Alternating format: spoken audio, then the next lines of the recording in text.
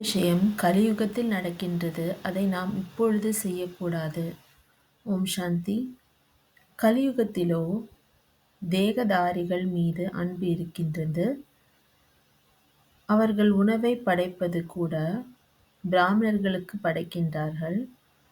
அதுவோ கலியுகத்தை சேர்ந்த சடங்காக இருக்கின்றது. ஆகையால் இந்த விஷயத்திலிருந்து நாம் விடுபட்டு விட வேண்டும்.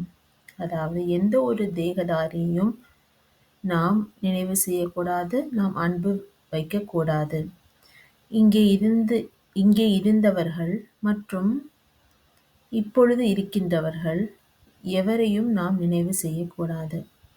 ஏனென்றால் அனைவருமே தேகத்தை கொண்டவர்கள்.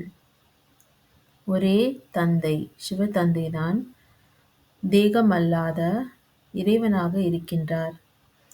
ஆகையால் நாம் இப்பொழுது சங்கம யுகத்தில் இருக்கும் காரணத்தினால், தந்தையுடையவராக ஆகிவிட்டதன் காரணத்தினால், நாம் தந்தையின் மீது மட்டுமே அன்பை செலுத்த வேண்டும்.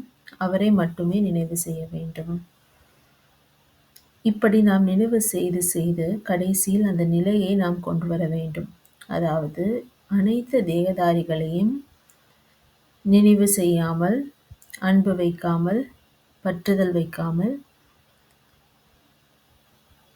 மறந்துவிடும் அந்த நிலையை நாம் உருவாக்க வேண்டும். தந்தை நினைவு மூலம் செய்து செய்து நாம் அந்த நிலையை நமக்கு உருவாக்க வேண்டும். ஓம் சாந்தி.